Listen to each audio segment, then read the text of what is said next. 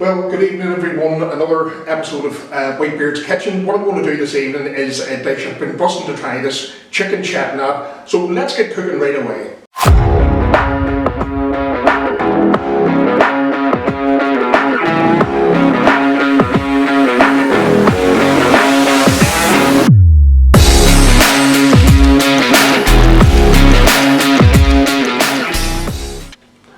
So it's a simple marinade for the chicken, and I've 675 grams here. So what I'm going to put in roughly is about a teaspoon of salt. Okay, I'm just using good old table salt. What I'm putting in now is half a teaspoon, level teaspoon of turmeric powder, and then I'm going to use the juice of half a lemon, which is probably about a tablespoon. These are small lemons, probably about a tablespoon and a half. Okay, so that's that in. There we are. Don't worry about any pips that go in, don't be in, you'll catch those. So, as you know, turmeric will obviously make your hands lovely and yellow, so straight in, and just give that a good mix round.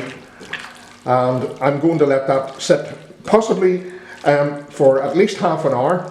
And I would suggest maybe if you want, you can do this kind of maybe overnight, and I might well do, it's quite late. So, anyway, that's that part. So there we are.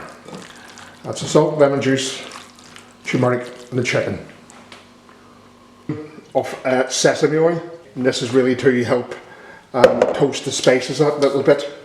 So just got that on small ring, gas ring, as you can see. I have it kind of just heating up, and once it heats up, I'll turn it down kind of to moderate heat and toast the different spices that I have here. I'm not going to go through them all with you, there are that many. These will definitely be in the description. So turn this now to moderate heat, so just about kind of half.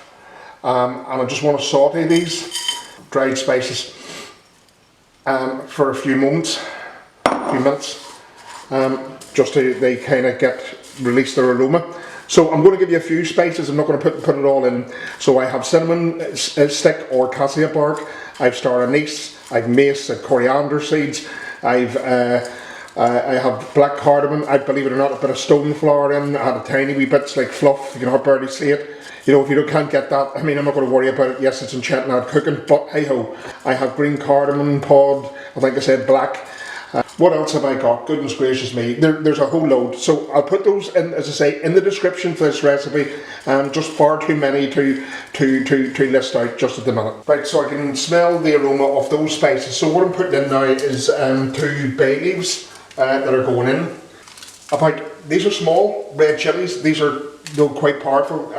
So they're dried red chillies. I just can't remember where they're actually from. I have about 6-7 cloves of garlic. And I'm just going to keep stirring this round. What I'm going to add in now, I don't want a big piece, is probably about 1/4 teaspoon of nutmeg. So I'm just going to grate some, hopefully. Well, and that's probably optional. Oh, the other thing I have added in is roughly about, I've added in poppy seeds as well. That was one of the other things. So I think I've given most of the ingredients at the moment. So there we are. So I want to get this kind of like a nice kind of brownish colour, but not burnt. So I'm going to keep stirring it, and then I'll come back and show you, because what this will do is I'll put this then into a blender with a few other ingredients as well. Right, so I've got this a really good brown colour here, so I want to remove this very quickly. I'll put this into a separate dish and let this cool down. I'm having to use desiccated coconut rather than fresh coconut, because for love nor money you cannot get that where I live in this good old part of Northern Ireland. You can use this because again it will be going into a blender, but preferably do get fresh coconut and grate it. So I'm putting this on a moderate heat, and I just want this to kind of get a golden brown colour, not burnt, so you need to keep an eye on it, keep stirring. The other thing is just a wee tip I've never said, you probably know this, if you're doing the likes of those dried spices that you've seen me do, remove those from the hot pan that you were roasting them in as quickly as possible, because they will continue to cook if you leave them in it. So that's why you want to get them into a plate or a dish or whatever to cool down. What I might do is add just a wee tiny splash of water, and I mean like a thimbleful, just to kind of moisten this up, but not necessarily. There'll be a tiny taste of water going into the paste, because this will be going into the spices. So just want to keep an eye on this, get this a brown colour. I'll be back. Right, so that's the colour of the coconut kind of that I want. I'm going to empty this into a plate, let that cool down, and then we'll proceed with the next process. What I'm putting in, probably about thumb pea size of ginger, skin and all, 1/4 of a teaspoon of fenugreek seed, not the good old kasuri methi, the fenugreek leaves. Okay, so with the coconut and the dried spices all in the little blender jar here, what I'm going to do now is add in a teaspoon of tamarind paste. So I'm going to add the tiniest taste of water onto the blender. We're kind of looking, obviously, a bit of a paste, not obviously overly smooth, but I'll show you it when I have it blitzed. Okay, so for me, I added in quite a wee bit more water. I'm probably talking about maybe about 150 mils. I didn't really think this was going to be as thick. That's kind of the consistency that you're kind of looking for. When I do go to cook, I'll be wanting to get every single little morsel of that out, and water will be going in. So I'll be giving this a little bit of a shake round once I empty the paste. So there we are. So that's the masala paste made. So what I've in here is about 4 to 5 tablespoonfuls of coconut oil. And what I'm putting in is about 300 grams of shallots. So I just want to kind of fry those, turn the heat down to medium high, and I want to get these kind of translucent. So I'll be back in a few minutes. So it's been about 3 minutes of cooking the onions. They're not translucent yet, so what I'm going to add in is roughly just a small handful of curry leaves. Mine are dried curry leaves. I mean, if you can get fresh, by all means, just give those a kind of a stir around as well. So I'm just putting in roughly about 4 plum tomatoes, medium size, roughly chopped, and I still have this on a medium high. I've got some colour into the onions, which I wanted. So I want those onions kind of to break, or tomatoes I should say, to break down a wee bit with the onion. So pop the lid on. I'll keep an eye on it and stir it. So I put in a tablespoon of garlic and ginger paste. That's optional. It's just I like my garlic. There is garlic and ginger, as you know, from the masala paste that I've made. So I'm just going to give this a bit of a fry. Stir around, turn it to a medium, just to take the rawness from the garlic and the ginger. So just for about a minute or so, and the tomatoes are breaking down nicely just the way I want them. So give those a little bit of a squash down.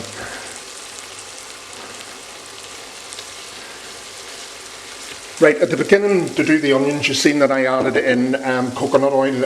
Again, that's optional on this, because really it's cooked with sesame oil, but I just find that maybe for my taste a tiny wee bit overpowering. But what I'm going to do now is I'm going to add in roughly about a teaspoon and a half of sesame oil, just to the tomatoes and the garlic and the onion and ginger. Just give that a slight mix round. And the coconut oil is relatively flavourless anyhow. Sesame oil definitely will give that authenticity to this dish. Okay, so tomatoes have broken down extremely well.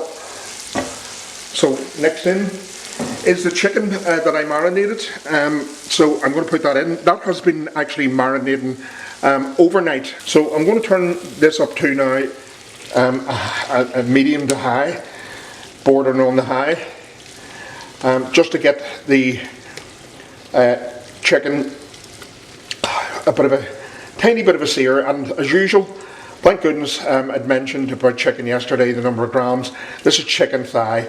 and I always say that thigh gives that bit more flavour. You can do this, and preferably again with chicken on the bone, maybe a mixture of chicken leg, chicken drumstick, you know, cut up, and that'll add more flavour. The flavour will impart from the from the bones. So I'll continue stirring this for a minute or two, probably about 3 minutes. Okay, so the chicken has got some colour on it, and that's great. So now the next step is the actual Chettinad masala paste. Right, I'm going to put in now. So there we go. I'm going to turn this to kind of a medium. Make sure that the chicken is well coated with the Chettinad masala. Okay.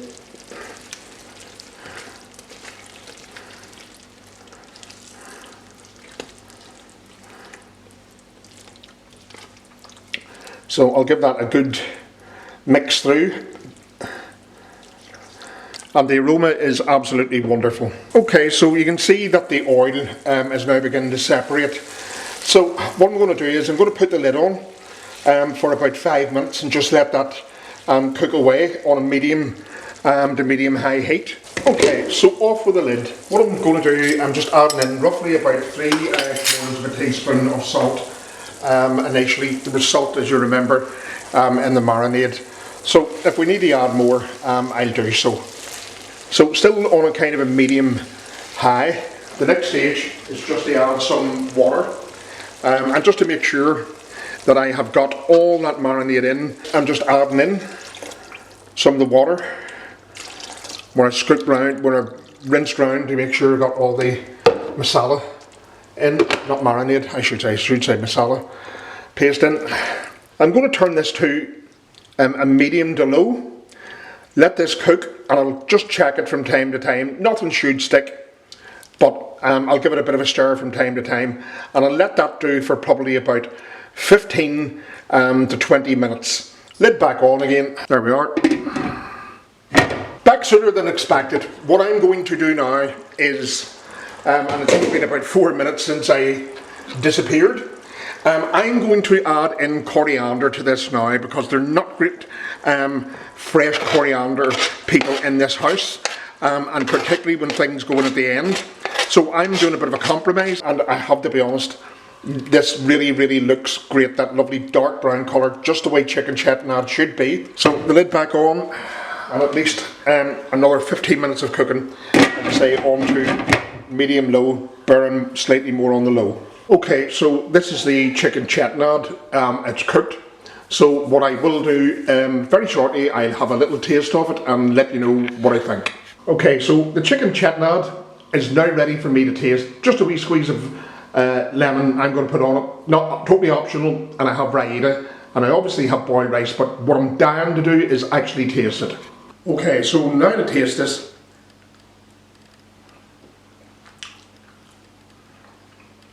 This is my first attempt at this. I definitely recommend that you try chicken Chettinad from the Chettinad region, obviously. Some spice to it. You want to add more, again, add more chilli. Sauce is absolutely wonderful. Now I need to go and sit down, get my rice, have my dinner. So from Whitebeard's Kitchen, take care of your family, friends, and everyone else around you. Rock on. Hope you enjoyed. See you soon. Bye.